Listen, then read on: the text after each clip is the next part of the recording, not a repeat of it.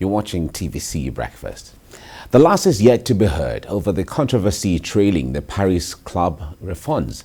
Now, a federal high court has restrained the federal government from deducting monies from the federation account to settle over $418 million judgment debt in relation to the Paris Club refund. Nigeria's Minister of Justice and Attorney General Abubakar Malami had disclosed that the federal government was going to pay the stated sum to private contractors who negotiated the release of the Paris Club funds.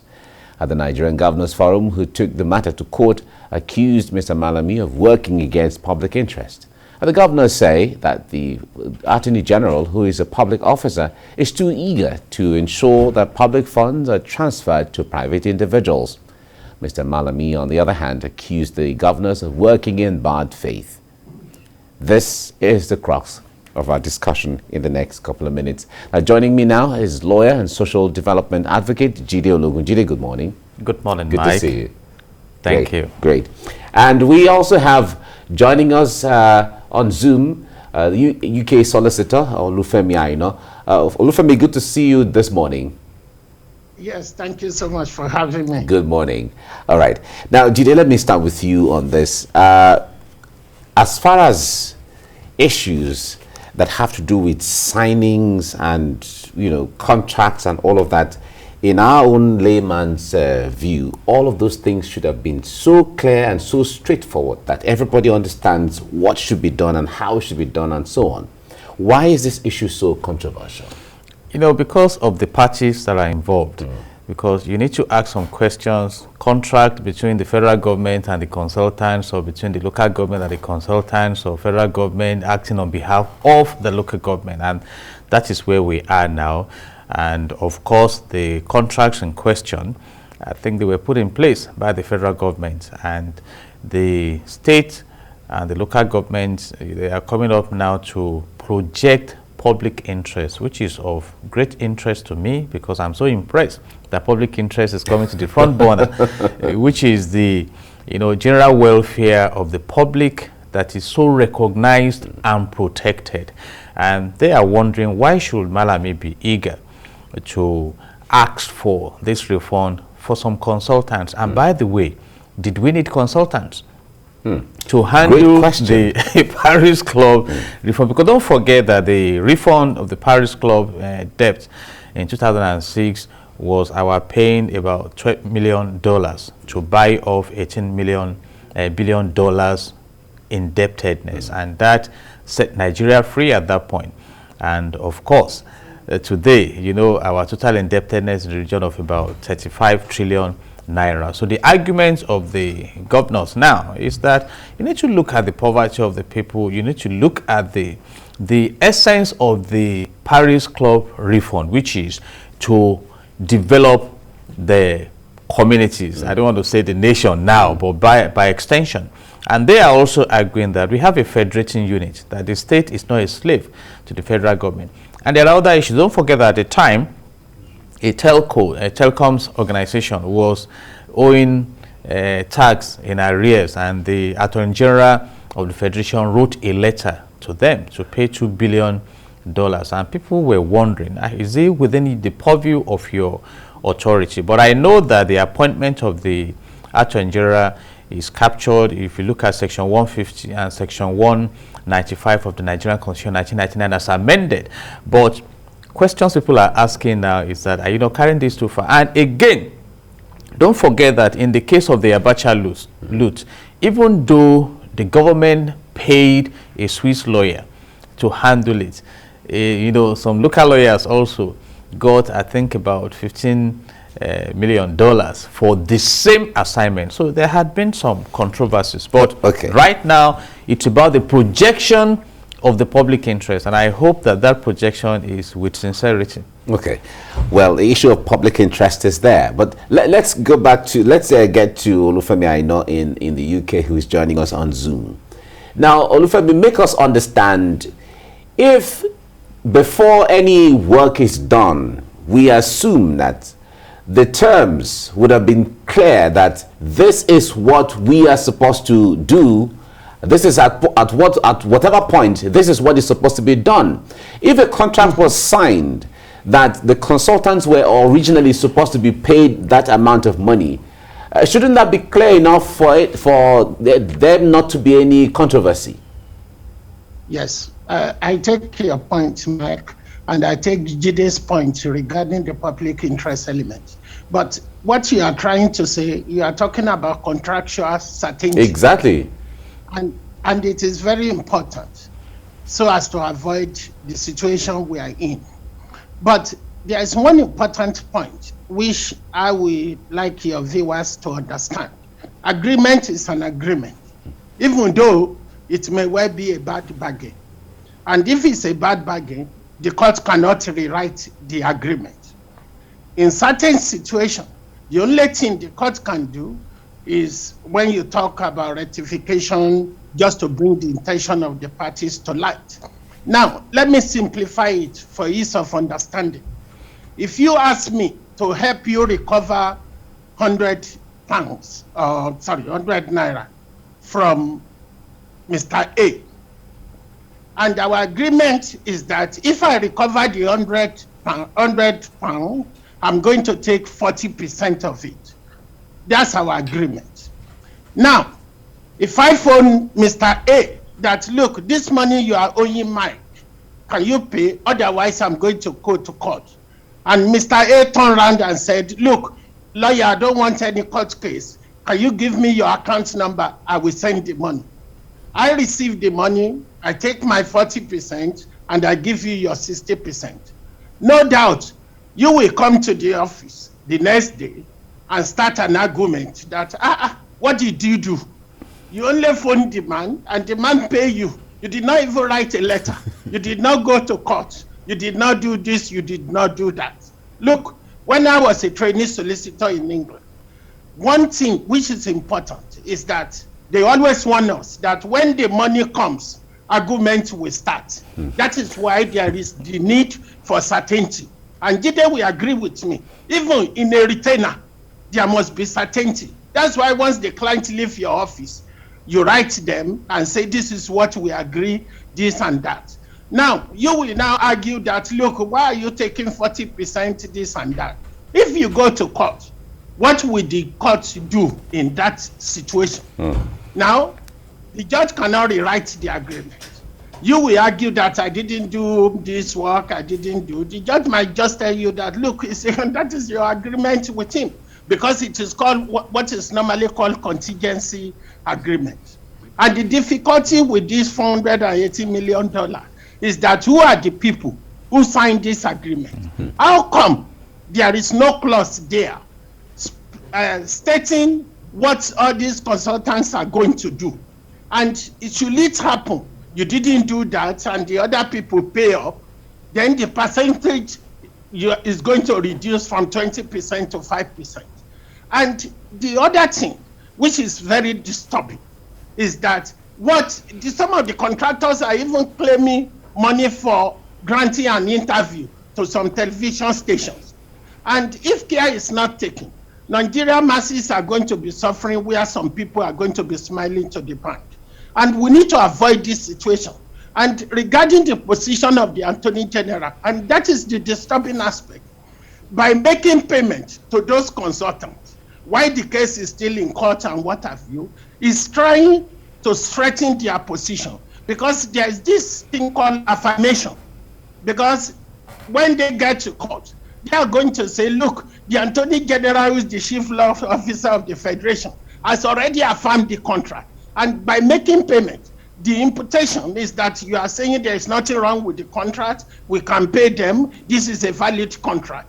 And my major concern, which I'm really concerned about, is that, look, I think the president is even relying too much on the Attorney General. I'm not saying people should not listen to ministers appointed by them, but they are not invaluable. They are human beings. When you have a situation like this, you are surrounded by eminent lawyers. The vice president is there, Kiyamu is there, then Governor Fashola is there, Senator Akpabio. Why don't you gather these people in a room so that they give you a contrary opinion? And as things stand, I think all those payments should stop by now so that the court can adjudicate on the matter one way or the other. All right, now Jide, we've heard the side of Olufemi, and of course it brings everything to bear a kind of, you were talking about public interest earlier on. In this case, if there was a contract, should the public interest now supersede what the original contract should be? You know, interestingly, there are cases in court in respect of this matter we are discussing. And let the court decide at the end of the day, because there are several questions. I've asked one of the questions. Is it a contract between the federal government and consultants on behalf of the governors and local government authorities that may not be part of the contract ab initio, you know, from the onset? So can you now, you know, let's bring in the case of the P&ID, where Nigeria was slammed with a purported $9.6 billion judgment debt. A contract that was never executed, a contract that is still being investigated today. You see, so these are the issues. It's not, if you go ahead, for instance, to parade a certificate of occupancy, you may even go ahead and register it with the land registry. If at a point in time in the journey of that, the property ownership, you are found to have made misrepresentations to the authorities, the CFO will be revoked. So the question now is that this contract, can we verify them? You know, the Attorney General is representing the nation, and he is to operate on the positive side of public interest. There had been, I mean, look at what happened recently when the home of a justice of the Supreme Court was invaded by unknown gunmen, and we traced it to the office of the Attorney General. We have not had any meaningful and, you know, satisfactory explanation in respect of that. And I think that is the point my wonderful colleague is making, that you operate in an official capacity.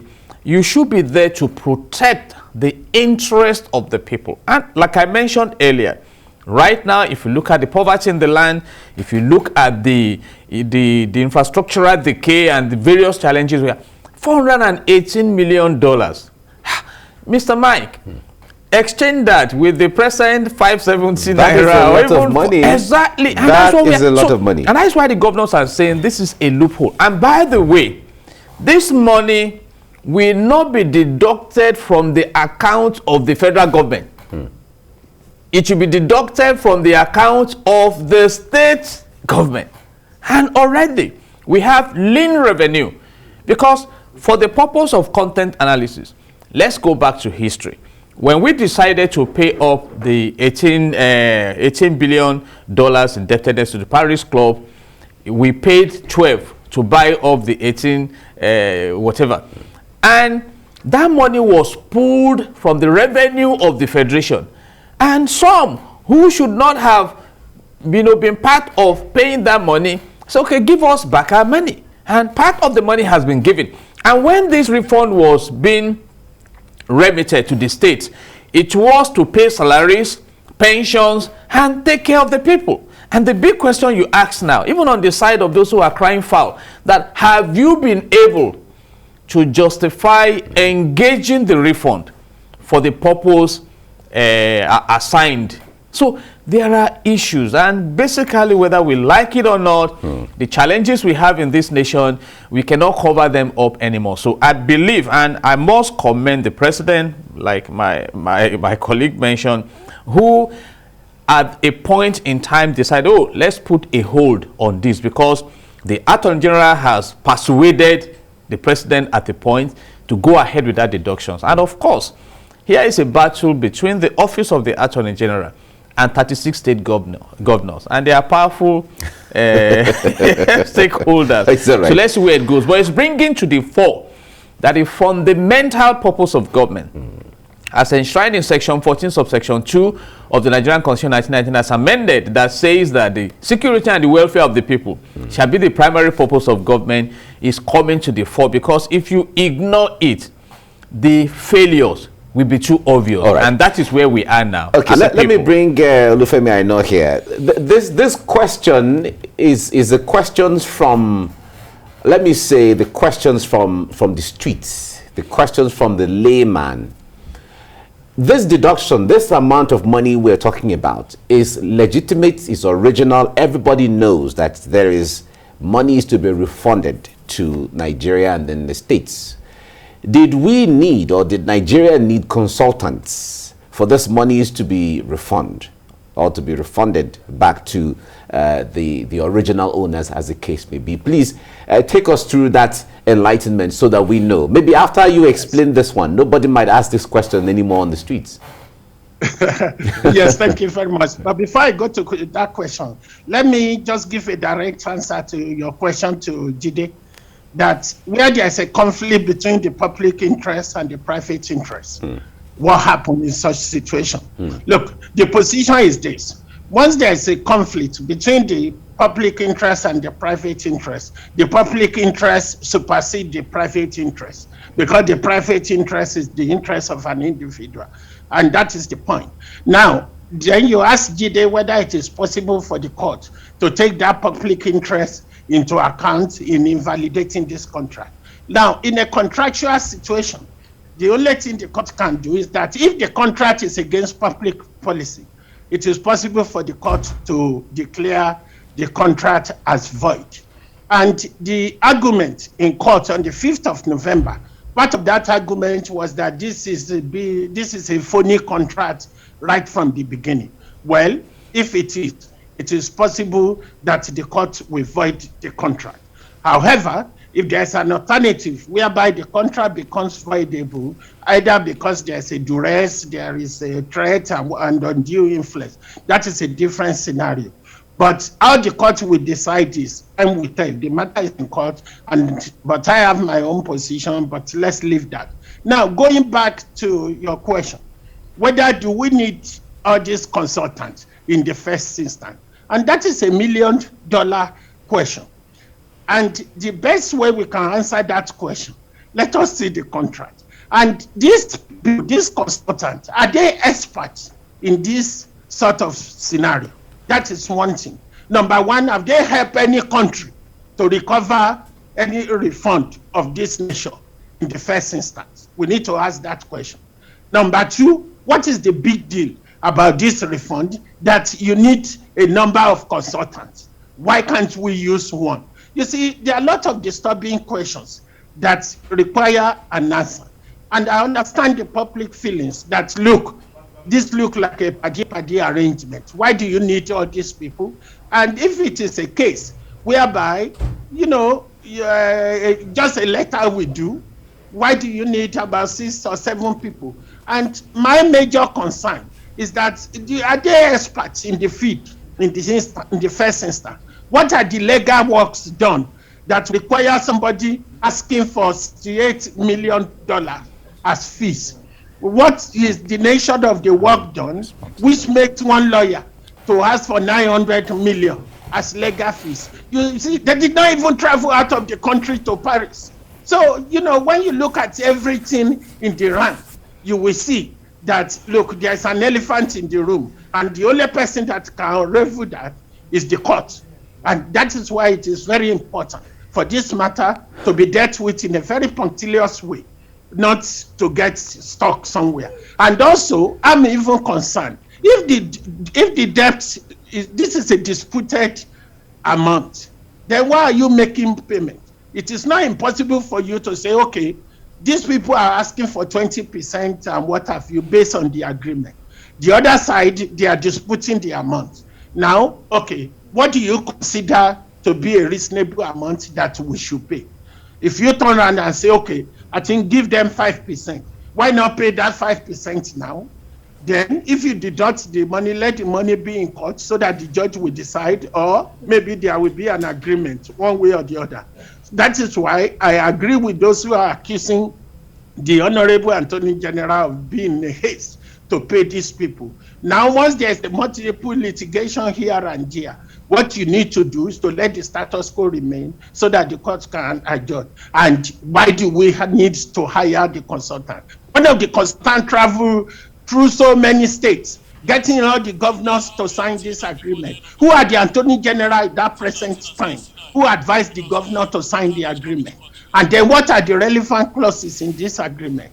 Bet me and you, this takes my breath away. And it is very important we get to the bottom. For now, there has been a restraining order on the 5th of November, as you are aware. That should be, there will be a return date. I don't know when the return date is going to be.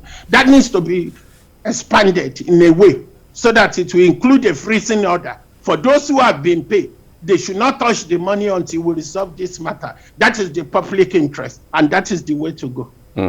All right. Well, Jide, would you like to contribute to that? Yeah, let me take the aspect of consultants. While respecting the relevance of consultants, I expect that the Office of the Attorney General should be well staffed. You know, when I was at the Central Bank, the legal units, I traveled around handling the staff housing loan scheme, and we didn't need consultants to get those jobs done. So we expect that negotiation should be part of what the Attorney General's portfolio will cover. And he must have people that will handle that. We are talking of a nation that is suffering from epileptic economy. So don't just unnecessarily commit. If we are the richest country in the world, then you can even go and bring angels to consult for the government. And that is the point of the public interest. So the people within your office, they cannot go and at a point in time, one of the consultants allegedly reviewed some pages of judgment. Mr. Mike, what are you reviewing in judgment? I mean, the Attorney General himself can sit down. He is a revered lawyer. Go through the judgment, bring out the points, advise the president who is his principal in this matter. So, cost effectiveness is a great sign of good governance. And that is the problem we have in this country now. We are discussing Paris Club refund now. Are you not bothered? How much did CBN spend recently to print some notes? How much is NNPC spending to turn around moribund refineries? How much are we putting into? Nigeria has the largest deposit of proven gas in Africa, yet we import gas. And flare some. And flare some. We even fled, reportedly, we fled enough gas to provide electricity for 814 million citizens. And these are the concerns. If we have the money, you can bring angels to consult. And by the way, you need to consult me after this program. Because Barrister Femi asked you you asked him $1 million question. And I will help to negotiate that $1 million so that we don't slam you to bring $1 million for asking a question. It's okay. I wonder where the money is. We need to save Nigeria. Right. And when you are trying to get out of poverty and position yourself on the lane of prosperity, one of the first things you do is to block the leakages, the loopholes. I mean, when I read in the newspapers what we have lost to lack of electricity, what we have lost to pipeline vandalism, what we have lost to oil theft, it makes my heart bleed. Nigeria has no business being a poor country. I agree. And I think that is where we are. All right. And now, every commitment we slam on the government should be towards enhancing the fortunes of the people, not further enslaving us. All right. Now, let me bring Olufemi back in here. Now, without necessarily preempting what the court decision or judgment will be on this issue, what scenarios can likely play on going on from here where we stand right now? The likely outcome. Well, there are two possibilities. Either the court rule one way or the other way is to save time, cost, get everybody to sit down, have a roundtable discussion, and then maybe there will be an agreement one way or the other. Because at the end of the day, the people who are going to suffer is me and you. Because this is money meant for meaningful development, not for development of personal estate of certain individuals. And it is very important. You see, look at that ridiculous position whereby somebody reviews 16 pages judgment, as mentioned, and the person is even claiming about $69 million out of this money. And is he rewriting the judgment or what? And what is in the judgment that is reading that we warrant such an amount of money? So by the time you look at it, it may well be If the matter gets to trial, the judge might decide and say, look, well, I'm not saying it's not, there was no, you don't have a contract with these states. I'm not saying you don't have a contract with Algo, but what I'm saying is that this money you are claiming for the job done, it is something very ridiculous, and the judge will decide one way or the other. And there's an issue whether Algon, they even have the capacity to enter into this contract with the consultant on behalf of the various states. So, you know, there will be a lot of arguments here and there. But by and large, you see, we need to try as much as possible. The system needs to be effective to be respected. We have a very defective system in Nigeria, I'm sorry to say. And I must say this to you. There are some people in that country, they bear Nigerian name, they have Nigerian passport, they live in Nigeria, but they don't love that country. And they are the people who give wrong advice so that Nigeria gets locked down in unnecessary contract of this nation. Look at what P&I did. Look at that scenario. Assuming we pay that money, assuming we pay this contractor, a judgment was given against Nigeria in favor of one individual for 20 billion. Then there are other cases in court. By the time we pay all that money, what happened to the poor masses in that country? There is the need for a deep reflection. And the way to go is, how do we avoid this? I heard the Attorney General said he's going to set up a task force that will review the various government contracts here and there. Well, that is one possibility. But the other possibility is that, how did we get into this situation? Right. And then at the same time, we need to try as much as possible and make sure that this doesn't occur again. But all right. Let's wait and see, because time is in. Okay, we'll wait and see how these things are going to play out. Thank you so much, Olufemi Aina, for joining us on the program. Thank you. And Jide Ologu, thank you very much for coming on the program too. Thank you. Thank you. And God bless Nigeria. And God bless Nigeria, as you always say. Thank you.